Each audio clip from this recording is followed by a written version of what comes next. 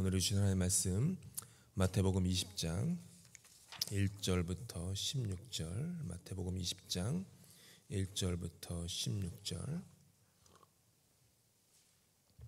저와 함께 교독하시겠습니다. 천국은 마치 품꾼을 얻어 포도원에 들여 보내려고 이른 아침에 나간 집주인과 같으니 그가 하루 한 데나리온씩 품꾼들과 약속하여 포도원에 들여보내고 또 제3시에 나가보니 장터에 놀고 서 있는 사람들이 또 있는지라. 그들에게 이르되 너희도 포도원에 들어가라.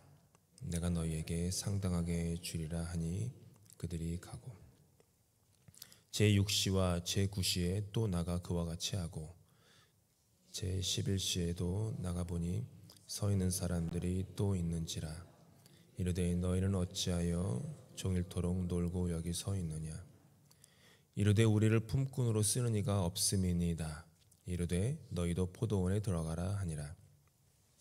저물매 포도원 주인이 청지기에게 이르되 품꾼들을 불러 나중 온 자로부터 시작하여 먼저 온 자까지 삭슬 주라 하니 제11시에 온 자들이 와서 한 데나리온씩을 받거늘 먼저 온 자들이 와서 더 받을 줄 알았더니 그들도 한 데나리온씩 받은지라. 받은 후 집주인을 원망하여 이르되 나중 온 이 사람들은 1시간밖에 일하지 아니하였거늘 그들을 종일 수고하며 더위를 견딘 우리와 같게 하였나이다. 주인이 그 중에 한 사람에게 대답하여 이르되 친구여 내가 네게 잘못한 것이 없노라.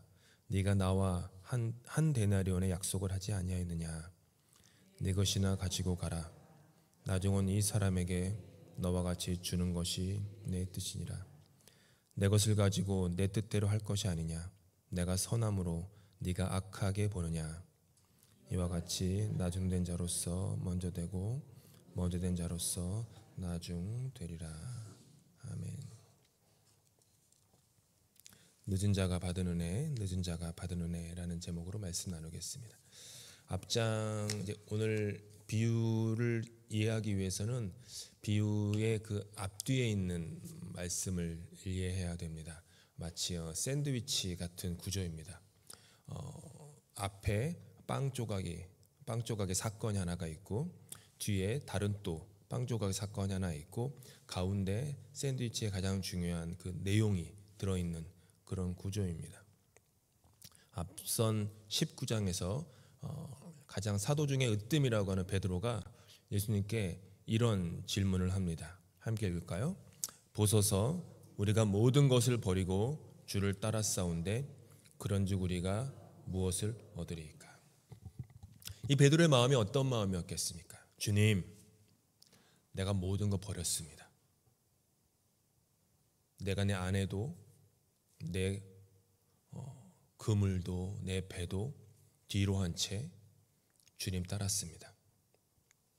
나 이렇게 헌신했습니다. 나 이렇게 열심히 다했습니다. 나 이렇게 기도했습니다. 나 이렇게 한눈 팔지 않았습니다. 그러면 저한테 무슨 상 주시겠습니까? 이런 질문이었습니다. 방금 함께 읽은 본문 바로 뒤에 어떤 사건이 하나 나오냐 하면 세베대의 아들이었던 요한과 야고보의 어머니가 나옵니다. 그 어머니가 예수께 찾아옵니다. 어떤 말을 하냐 하면 예수님, 주님의 나라가 임하실 때 내 아들 하나는 주님 우편에 내 다른 아들 하나는 주님 좌편에 앉게 해주십시오. 요즘 말로 하면 이 요한과 야고보의 어머니가 뭘 하는 거죠? 인사청탁 하는 겁니다. 높은 자리에 앉아주십시오. 촌지를 갖고 왔는지는 제가 모르겠습니다. 하지만 인사청탁을 하는 거예요. 내 아들들이 그래도 내 아들들이 공부도 이렇게 했어요. 내 아들들이 다른 어부들보다 으뜸 어부였습니다. 한때는 얘네들이요 저 다른 모든 어부들보다 한 해 어획량이 제일 많았던 적이 있었습니다. 다른 어부들과는 다르게 조금 공부도 많이 했습니다. 그러니까 다른 10명보다는 제 아들들이 훨씬 똑똑하고 훨씬 더 능력이 있으니까 주님이 그 영광 가운데 그 임하실 때 하나는 조선시대로 하면 하나는 우의정에 하나는 좌의정에 앉혀주십시오. 베드로는 영의정이 될 것 같으니까 하나는 좌의정 이렇게 얘기를 한 거예요. 바로 그 다음 얘기가 뭐냐 하면 다른 10명의 제자들이 이 이야기를 들은 거예요. 화가 났다. 다른 10명의 제자들이 어떻게 이럴 수가 있느냐. 화가 났어요. 화가 났다는 건 무슨 뜻이죠? 10명도 똑같은 마음이었다라는 겁니다. 똑같은 걸 기대했습니다. 예수님을 따르면서도 아무도 서로 얘기는 안 했지만 그래 우리 주님이 보리떡 5개랑 물고기 2마리로 5,000명도 먹이는 분인데 물 위도 걷고 죽은 자도 살리시는데 저 로마 군대쯤이야 말 한마디면 다 쓸어버릴 거야. 그리고 저분이 우리 예수님이 헤롯 때 궁궐보다 더 귀한 궁궐에 왕좌를 차지하고 앉으실 거야. 그때 내가 이렇게 헌신했으니 한 자리 차지해야지. 다 이런 마음 갖고 있었는데 갑자기 요한과 야곱의 어머니가 선수를 친 거 아닙니까? 화가 난 겁니다. 화가 난 겁니다. 제자들 안에는 다른 사람보다 내가 더 낫다, 내가 더 앞섰다, 내가 더 높다 라는 마음이 가득 차 있었습니다. 그런 마음을 다 아시는 예수님께서 제자들에게 이 말씀을 하시는 겁니다. 일반 군중들에게 하신 말씀이 아니에요. 제자들에게 하신 말씀입니다. 너희가 들어야 된다. 비유의 내용은 이렇죠. 포도원 주인이 있었습니다. 지금으로 하면 인력 시장에 나간 거예요. 지금도 이제 인력 시장이 있지 않습니까? 노동 시장. 그러면 이제 하루하루 일해서 먹고 사는 그 일꾼들이 쭉 있는데 포도원 주인이 가서 품꾼들과 하루에 한 데나리온의 계약을 맺고 그들을 고용합니다. 약속을 했다라는 거죠. 한 데나리온은 당시 일반 노동자의 하루 품삯이었습니다. 하루 품삯. 그러니까 이 정도의 돈이면 하루를 살 수 있다. 이 정도의 돈이면은 그래도 뭐 4인 가족이건 5인 가족이건 그 가족의 저녁 식탁에 그리고 아침 식탁에 먹을 것을 올릴 수 있다라고 하는 그 정도의 돈이 한 데나리온입니다. 그래서 계약을 해요. 오늘 함께 읽은 본문에서 몇 시 나오는데 유대인 시간이기 때문에 지금 우리 시간이랑 안 맞습니다. 9시에 가셨고요. 제일 마지막에 11시에 간 거는 오후 3시였습니다. 어쨌든 하루의 노동을 계약했고 가장 먼저 그 부름받은 선택받은 사람들은 하루 뭐 정확히 성경은 말하지 않지만 아마도 8시간의 노동을 하였고 처음부터 주인과 계약을 한 데나리온을 받습니다. 아무런 문제가 없어야 할 상황입니다. 모든 것이 약속대로 모든 것이 서로 사인한 대로 이루어졌습니다. 그런데 문제가 생깁니다. 주인이 먼저 온 사람들이 아니라 나중 온 사람, 그것도 제일 끝에 오후 3시에 만약 오후 5시까지가 하루 일과였다면 하루 2시간 일한 품꾼들에게 먼저 품삯을 줬는데 그들에게도 한 데나리온을 주는 겁니다. 줄을 서 있는 거예요. 늦게 온 사람부터 앞에 서서 제일 뒤에서 제가 제일 먼저 왔다면 이렇게 보는 거죠. 제일 앞에서 딱 2시간 일하는 저 사람이 한 데나리온을 받은 거예요. 갑자기 제 마음에 어떤 마음이 듭니까? 뭐지? 제가 나보다 6시간은 덜 일했는데 한 데나리온을 받네? 주인의 마음이 바뀌었나 보다. 나는 한 두 데나리온, 3데나리온을 주려나 보다. 이런 마음이 들어서 기쁜 거예요. 그래서 차차차 줄이 없어져서 들어가는데 나한테도 한 데나리온을 주는 거예요. 그걸 딱 받고 제가 화가 나는 거죠. 어떻게 저한테 이럴 수 있습니까? 쟤는 2시간 일했고 나는 쟤보다 3배, 4배는 더 일했는데 왜 나한테 이것밖에 안 줍니까? 성경은 뭐라고 합니까? 함께 읽습니다. 10절이에요. 시작. 먼저 온 자들이 와서 더 받을 줄 알았더니 그들도 한 데나리온씩 받은지라. 먼저 온 품꾼들은 약속된 품삯을 받았습니다. 그런데 자기보다 적게 일한 품꾼들, 자기보다 못난 품꾼들이 같은 품삯을 받으니 주인이 정의롭지 못하다, 공의롭지 못하다, 심지어는 주인의 말을 빌자면 악하다고 불평하는 겁니다.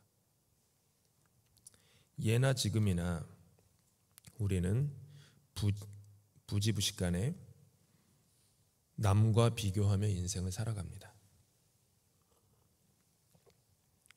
공평을 논할 때 혹은 업적을 논할 때, 자격을 논할 때 우리는 비교를 합니다.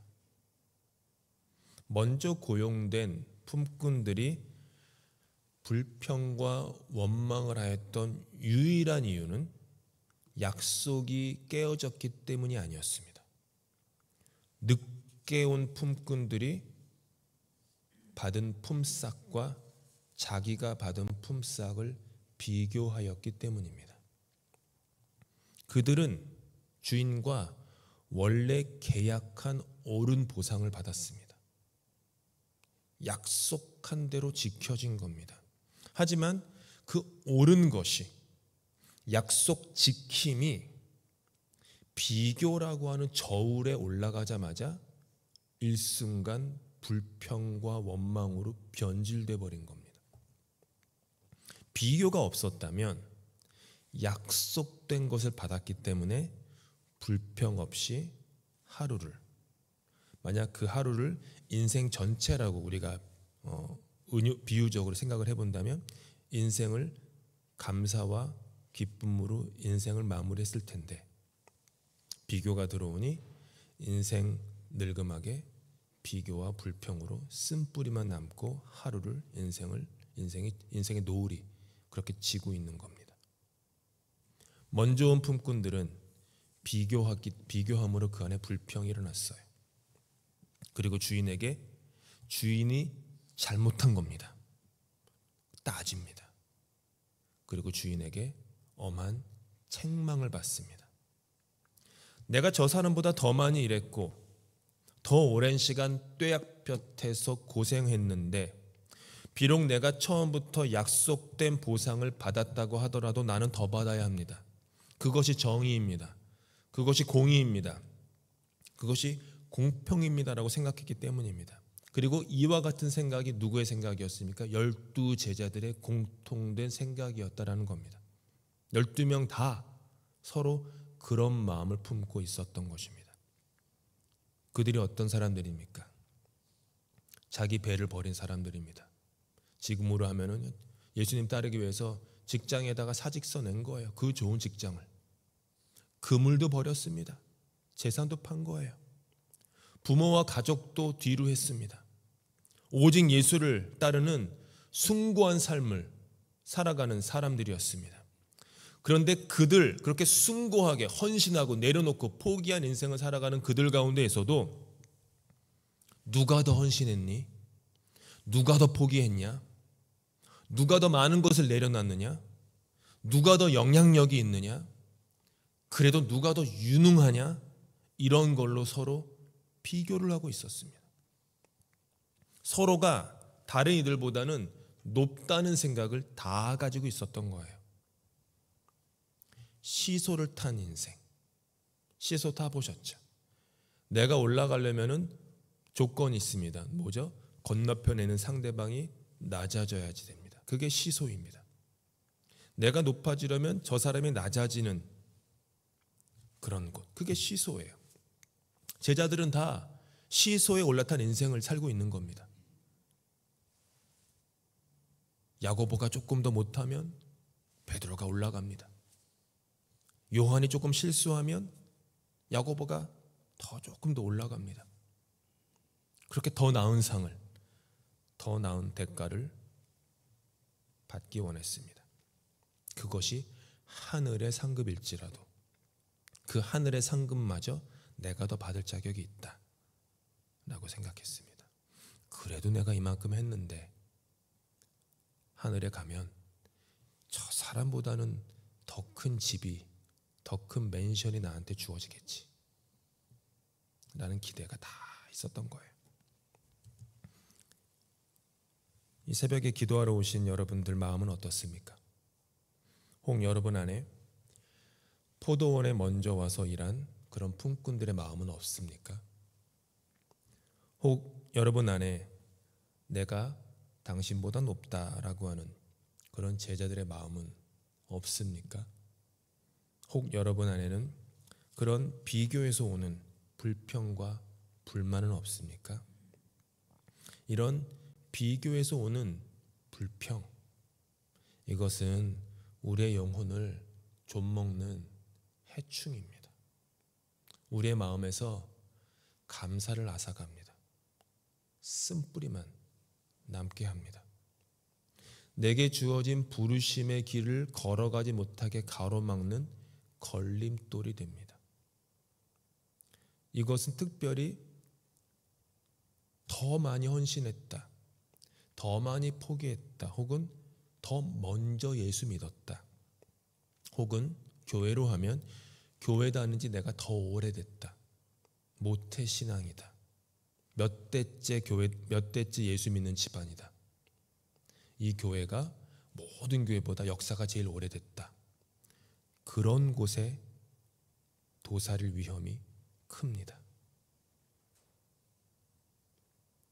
참되고 행복한 인생을 사는 비결은, 그리고 예수님께서 우리에게 바라시는 신앙의 모습은 내가 먼저 온 품꾼이 아니라는 것을 깨닫는 것입니다.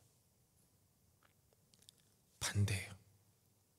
내가 제일 늦게 온 사람이었구나, 이거 깨닫는 겁니다. 내가 사실은 제일 마지막에 온 품꾼이었구나, 난 그런 사람이었구나.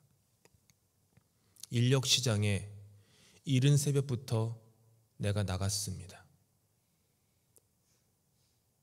자식 새끼 뒷바라지라도 하려고, 사랑하는 아내 그래도 너무 손에 물 안 묻히고 조금이라도 맛있는 음식 마련해 주려고 새벽같이 인력시장에 나간 거예요. 근데 하루 종일 아무도 나를 선택하지 않는 겁니다. 저기 A 포도원 농장주가 와서 쭉 나를 한번 흘낏 보고 지나갑니다.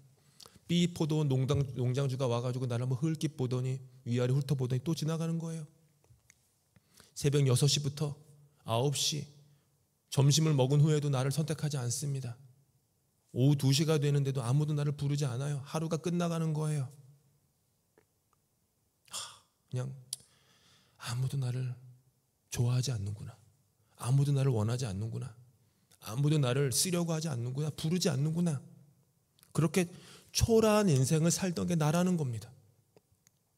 그런데 조금만 있으면 하루가 저무는데, 인생이 저무는데 갑자기 다른 포도원 주인이 오더니, 새벽에도 왔던 사람이에요. 또 오는 거예요. 나를 보더니 넌 왜 아직도 여기 있니?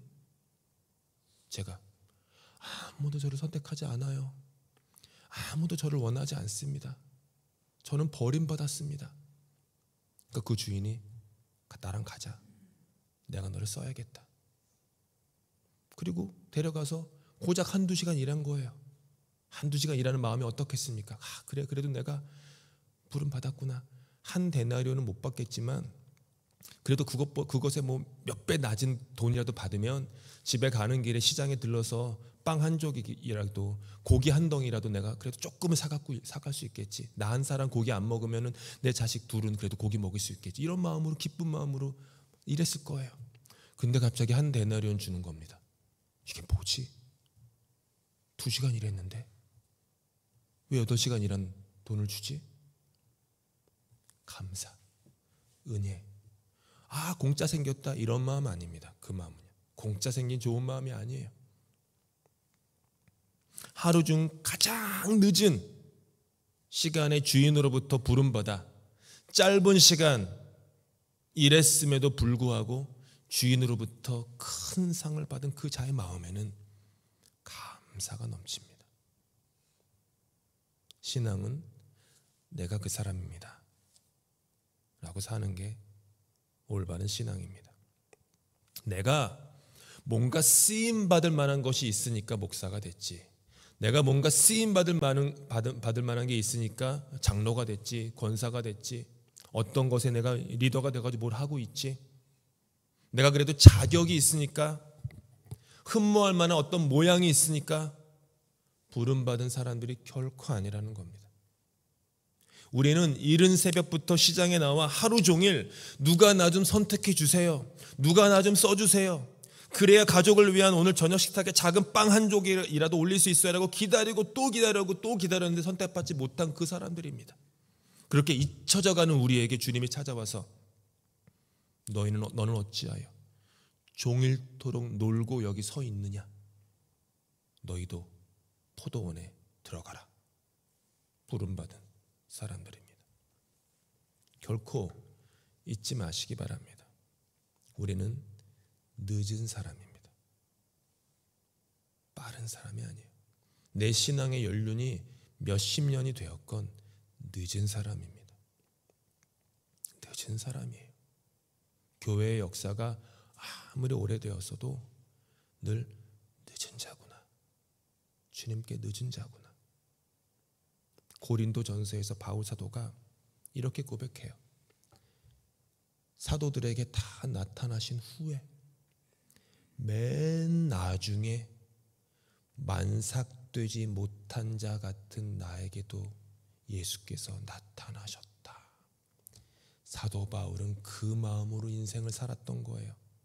맨 나중에 부름받은 사람, 그것도 만삭되지 못한 자. 만삭되지 못한 게 뭐예요? 자격이 없다라는 거예요. 엄마 뱃속에 있어야 할 충분한 시간을 거치지 못한 사람, 만삭되지 못한 자, 그게 나구나, 그게 우리 교회구나, 이 마음으로 살아야 됩니다. 그러면 모든 것이 은혜입니다. 모든 것이 감사합니다. 모든 것이 만족이고 자족입니다. 사랑하는 성도 여러분, 결코 잊지 마십시오. 저 여러분은 먼저 온 사람이 아닙니다. 늦게 온 사람입니다. 그것도 아주 늦게 온 사람들입니다. 아무도 우리를 눈여겨보지 않을 때 우리 주님께서 너 왜 그렇게 인생에서 아직도 놀고 있니? 주님, 저는 능력이 없습니다. 말재주도 없습니다. 모세처럼 그렇게 얘기해요. 아무것도 할 수 있는 게 없습니다. 저는 겁쟁이에요. 배운 것도 없습니다. 가진 것도 없습니다. 그런데 주님이 나를 따르라. 내가 너를 써야겠다. 그게 저와 여러분이고 우리 교회입니다. 늦은 자가 받은 은혜를 잊지 않고 늘 늦은 자의 마음으로 범사에 자족하며 사실 수 있는, 감사로 살 수 있는, 주님께 이것도 드리고 저것도 드려도 내 마음 안에 늘 동일한 고백, 주님, 저는 무익한 종입니다. 그 마음, 무익한 종입니다. 그 마음 절대로 놓치지 않는 저 여러분 다 되실 수 있기를 예수님의 이름으로 축복합니다. 기도하시겠습니다. 먼저 선택받은 줄 알고 살았습니다. 자격이 있는 줄 알았습니다. 아니었습니다. 가장 늦은 자였습니다. 그런 나를 주님이 찾아오셔서 부르셨습니다. 그런 우리를, 이 교회를 주님이 찾아오셔서 내가 너를 써야겠다 불러주셨습니다. 감사합니다. 감사합니다. 모든 것이 은혜입니다. 모든 것이 만족입니다. 주님, 잊지 않게 하여 주시옵소서. 늦은 자로, 가장 늦은 자로 모든 사람 중에 만삭되지 못하여 난자 같은 그런 우리에게도 찾아와서 우리를 사용하시는 그 주님의 은혜에 늘 감사하며 감사의 마음으로, 자족의 마음으로, 은혜 가득한 사람으로 우리의 인생을 살아가도록 도와주시옵소서.